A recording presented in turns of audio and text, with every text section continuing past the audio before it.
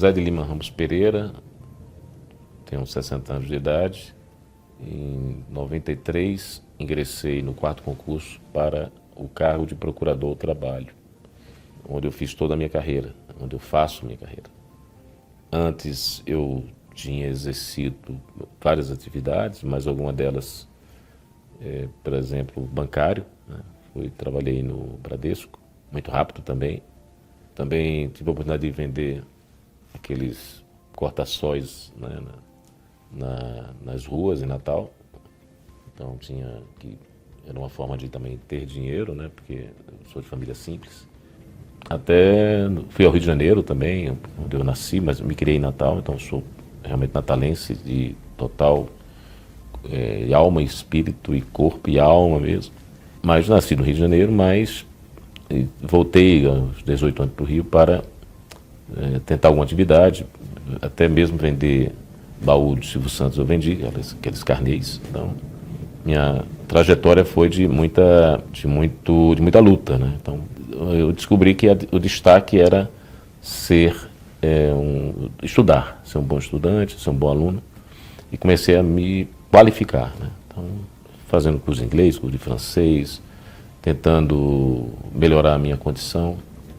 O primeiro curso universitário que eu fiz foi engenharia química, então, não tinha nem direito na mira, mas fiz engenharia química, e em engenharia química eu entrei na Universidade Federal do Rio Grande do Norte. Não terminei, né? Terminei saindo antes, que eu fui aprovado no concurso para funcionário do TRT, e fui para o interior, em Macau, que é a antiga Junta de Conciliação de Macau, que é uma cidade 2 horas mais ou menos de Natal. De lá para cá, avançando em cargos no Tribunal Regional do Trabalho, até passar no concurso de Procurador do Trabalho em 93. Então essa uma breve histórico da minha carreira, né? Então sou filho de José de Lima Pereira e Pedrina Ramos Pereira, né? São falecidos. Meu pai consertava a televisão, mãe mesmo de casa. A vida nossa sempre foi de muita dificuldade inicial mesmo, do dia a dia. Pelo menos para mim, o que me serviu muito foi aprender esses valores, né, de superação, valores de enfrentamento, de honestidade, né, e de muito amor, né, que eu tinha em casa. Então, isso que me marcou bastante. E as superações é isso, as dificuldades existem para a gente superar, né? A gente não pode se abater em dificuldades, porque a gente não sabe o dia do amanhã. Então, eu tenho muito do lema de pior do que está não fica. Então, vamos buscar sempre melhorar. Essa é a ideia.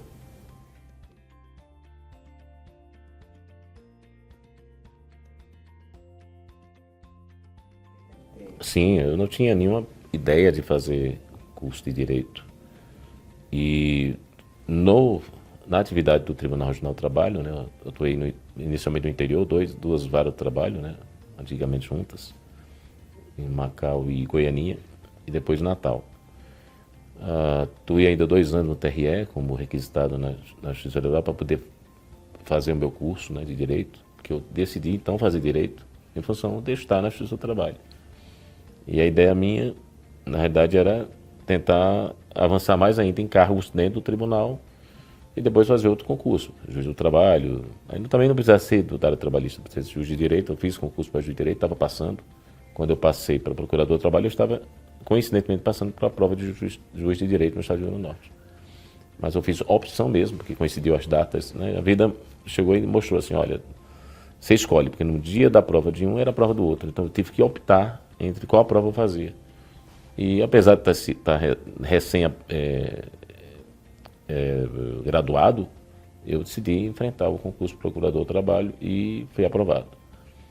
Então eu tenho assim um carinho muito grande pelo Ministério do Trabalho, porque foi a casa que me recebeu e deu todas as oportunidades que eu pude obter, sejam com procuradores gerais, sejam com colegas. Então, e esse exercício do dia a dia é que me fez construir uma condição de, por exemplo, hoje ser procurador-geral. Não tenho dúvida nenhuma que foi o dia a dia desses mais de 30 anos de instituição que me deram condições de exercer da melhor forma possível o cargo de procurador-geral.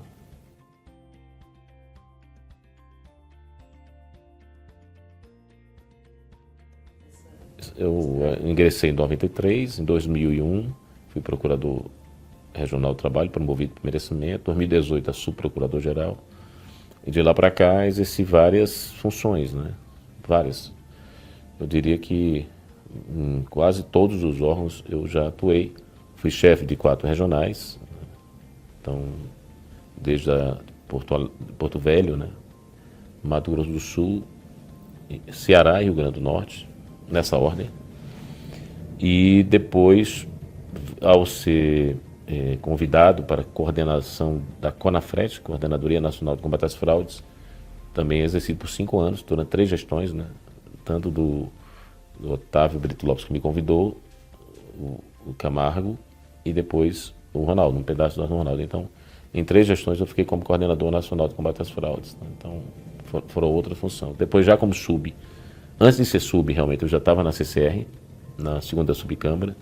Então, foram vários, e depois o conselho. Assim que eu fui sub, eu me candidatei pelo colégio e fui eleito pelos colegas para exercer o mandato de conselheiro, onde eu estou até hoje, porque depois, em seguida, eu decidi me candidatar ao cargo de Procurador-Geral do Trabalho.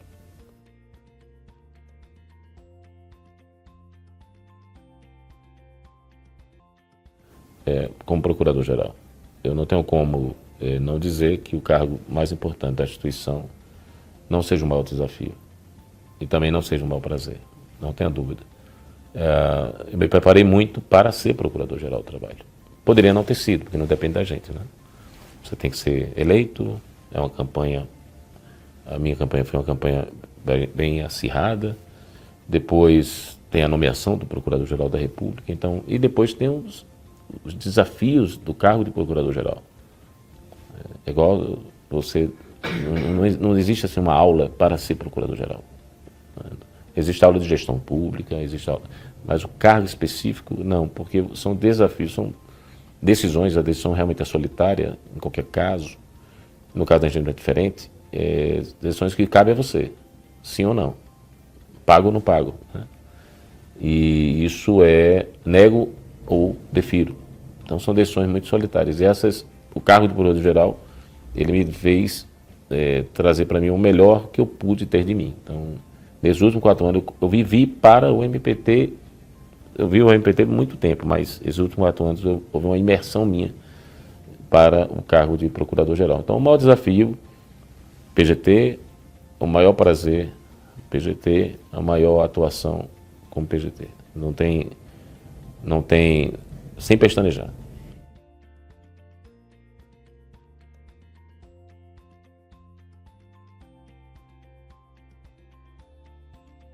O PGT, o Procurador-Geral do Trabalho, é o órgão máximo da instituição, onde você vai chefiar toda a instituição. O Ministério Público do Trabalho tem Procuradoria Regional de Trabalho em quase todas as capitais, tem Procuradorias do Trabalho em vários municípios. Então, é um órgão, é uma instituição com uma estrutura muito grande e capitalizada em todo o território brasileiro. O cargo de Procurador-Geral é isso, é um gestor de recursos humanos e recursos financeiros e toda forma de relação, né, travada. Então, nós temos decisões tomadas em todas as esferas. E cabe ao Procurador-Geral representar a instituição perante a sociedade, perante os tribunais, perante os órgãos, e dar o tom do como será a nossa atuação, como será o que o Ministério Público do Trabalho quer nesses 4 anos. Pelo menos nos 2 anos, mais 2 anos. Porque o mandato são 2 anos, com prorrogação de mais 2 anos, com o mesmo trâmite, né? Eleição, nomeação. Então, o cargo do Procurador-Geral é isso, é o chefe da instituição que decide, não faz nada sozinho. O Procurador-Geral precisa de todos os demais colegas, né? Nós somos hoje quase 800 colegas. Então, fora os milhares de servidores, temos pessoas que nos ajudam bastante, contratos terceirizados, estagiários, aprendizes. Então, nós temos uma sociedade muito forte por trás da instituição.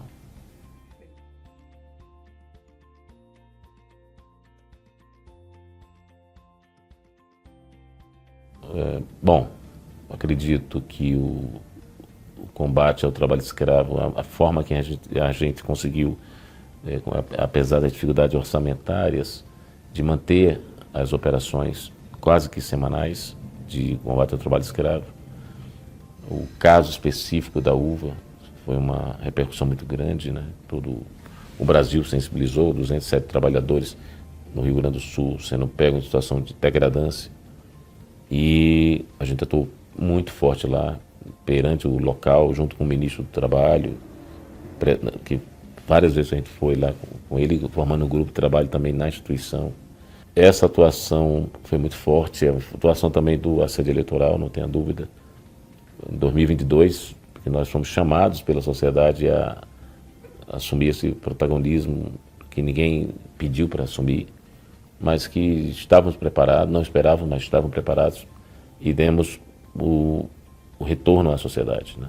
Milhares de recomendações, termos de ajuste de condutas, ações civis públicas, e a gente conseguiu manter uma democracia naquela eleição de 2022 e que se repetiu depois na eleição para prefeito, 2024.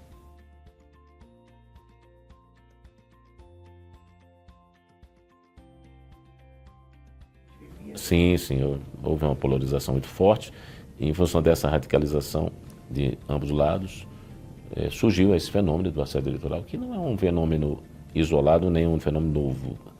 Ele gera o voto de cabestro, né? Que os patrões, eles determinavam a quem votar. Na realidade, anotavam o voto e a pessoa levava, muitas vezes não sabia nem ler nem escrever, no papelzinho e jogava lá no que seria a urna deles na época. Então, isso é o voto de cabestro.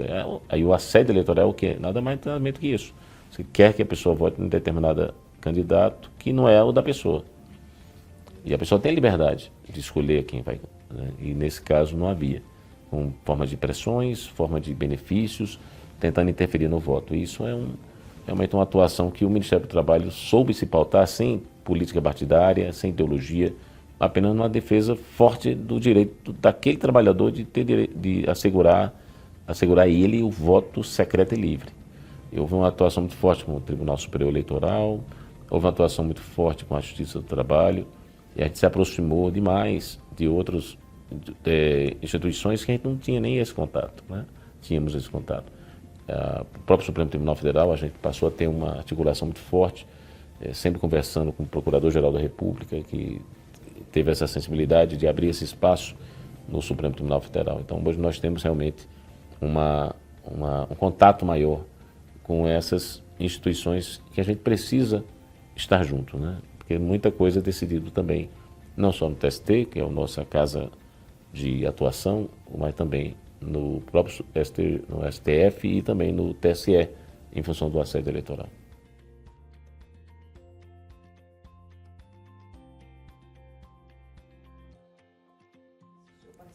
A OIT, a Organização Internacional do Trabalho, que tem sede em Genebra, na Suíça, tem uma assembleia anual onde o Ministério Público do Trabalho participa na comitiva do governo. Isso tudo organizado, administrado pelo Ministério do Trabalho e Emprego. Nós somos convidados, como também o Tribunal Superior do Trabalho, isso e outras, né? Lá é o tripartite, né? É trabalhador, empresas, empresários e governo. E a gente sempre participa como membro da comitiva brasileira. E a gente atua como hoje, a gente tem inclusive espaço de fala, onde a gente um tempo atrás não tinha, a gente era mais para assistir. Hoje a gente debate, né? A gente consegue conversar com vários segmentos dentro da OIT, com patrões, né? Com empregadores, com federações de sindicais de empregados e de empregadores. E há essa possibilidade de você reunir com eles e discutir temas, né? Plataformas digitais, já vou discutir a questão da mulher na atividade bancária. Então, tudo isso foi discutido lá na OIT. Então, e a OIT também é muito importante pelas convenções e recomendações que ela encaminha para os seus órgãos de estados, que são os que formam a OIT. Né? Então, temos aí centenas de países que fazem da OIT essa força que ela é hoje.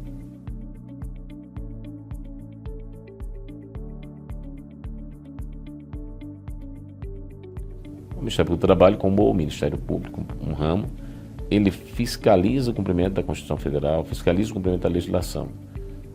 Quando você tem chagas da ilicitude trabalhista, como trabalho escravo, trabalho infantil, fraudes, meio ambiente, tantas outras, né, discriminação, racismo, assédios, né?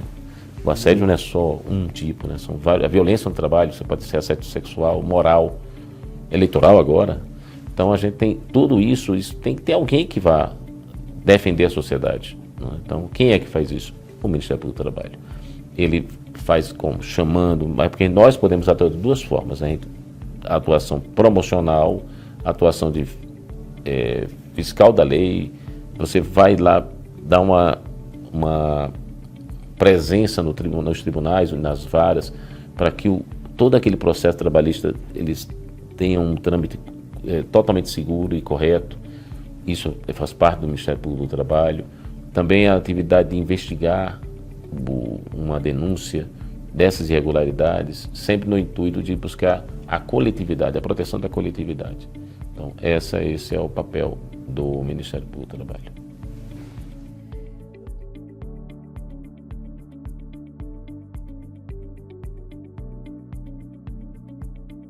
Nós tivemos muita atuação, realmente. A Mais Médico, quando veio, a gente relatando aqui, a gente começa a pensar, são, de novo, novidades. E tivemos que, na hora, dar resposta à sociedade, que a sociedade queria saber, Mais Médico é possível, não é possível, é legal, não é legal. Na nossa visão, ele era uma triangularidade que não cabia no nosso ordenamento jurídico, trabalhista.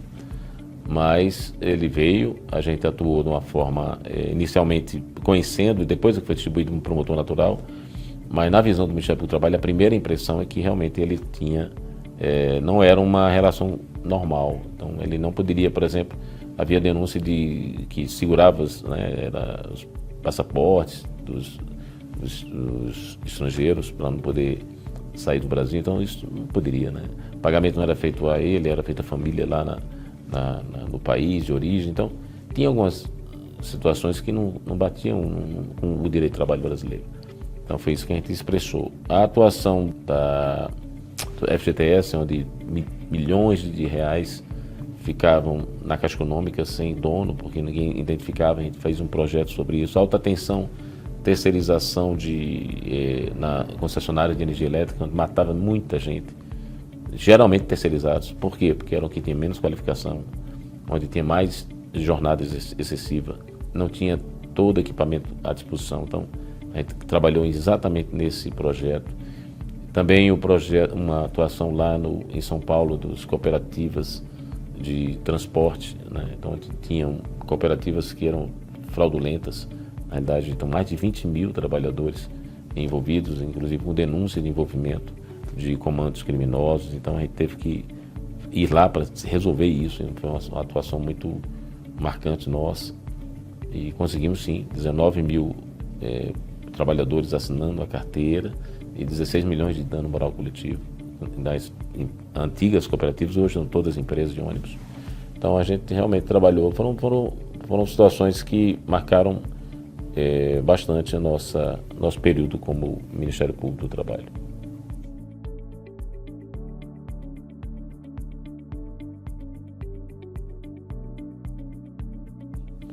Nós temos presença em livros, né, coletivos de processo de trabalho, nós temos artigos escritos em diversos temas. Temas que eu sempre prefiro é de processo civil. Tanto minha dissertação de mestrado como minha tese de doutorado é nesse sentido, né? Também gosto muito da academia, dou aula, sou professor, já fui professor desde a época da Universidade Federal do Rio Grande do Norte e hoje também leciono no programa de pós-graduação da Universidade Uninove, que é a Universidade de São Paulo. Então a gente tem essa ideia de nos qualificarmos cada vez mais, né? E isso também repercute na atuação no Ministério Público do Trabalho.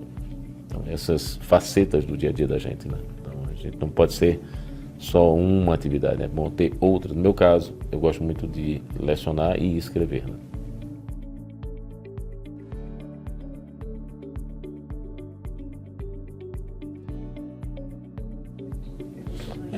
Não, essas duas que eu citei do Sul, né, realmente foi bem marcante e recente, muito recente, do vinho, né, das vinícolas, e também essa das cooperativas, né, de São Paulo, que foi bem, foram 3 anos de atuação, um grupo de procuradores, numa proteção direta lá da dignidade desses trabalhadores envolvidos no transporte da maior cidade do país, né, transporte público municipal. Então, e houve um acertamento naquele momento, mas precisou 3 anos para isso. Então, foram duas atuações bem marcantes.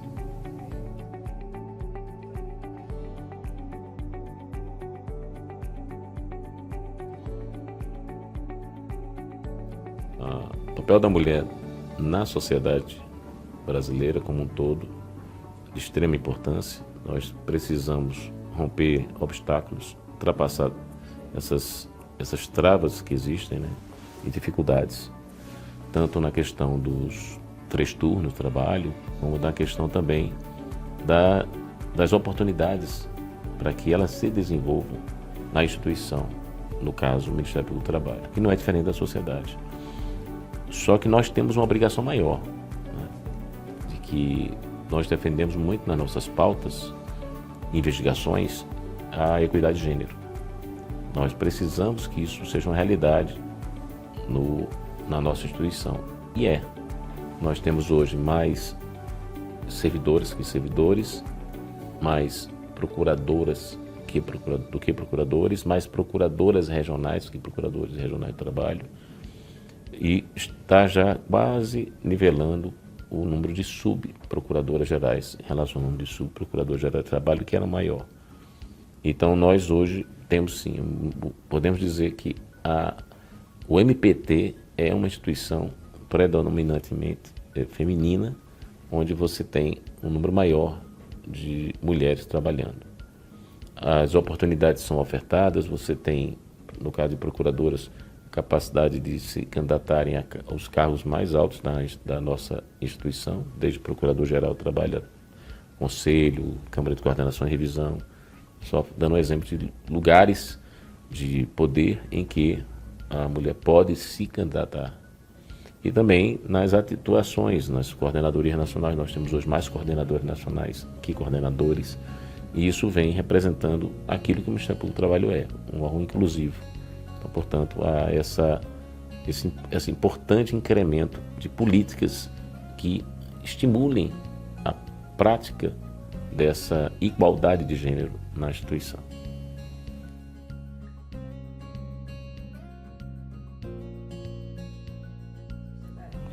Para a sociedade em geral, confia no Ministério Público do Trabalho. Nós temos toda a condição de estar pronto numa situação de emergência, como aconteceu na sede eleitoral. Nós temos toda a condição de estruturar uma atuação rápida e eficaz.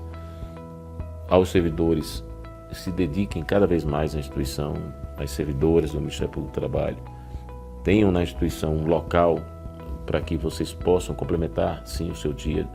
Se pensarmos bem, vamos estar numa média de 7 horas de trabalho, você passa aqui. Então é um período em que você se dedica bastante ao seu trabalho, que é um trabalho de, no mínimo, praticar o bem. Porque você aqui vai estar buscando tirar as ilicitudes, afastar e combater violências e fazer com que a dignidade da pessoa ela prevaleça no trabalho.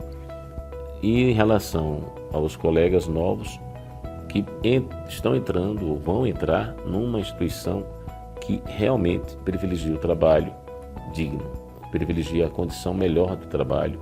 Cada procurador-geral do trabalho ou procuradora-geral do trabalho dão toda a sua contribuição, não tenha dúvida que dão o seu melhor para que a instituição cresça.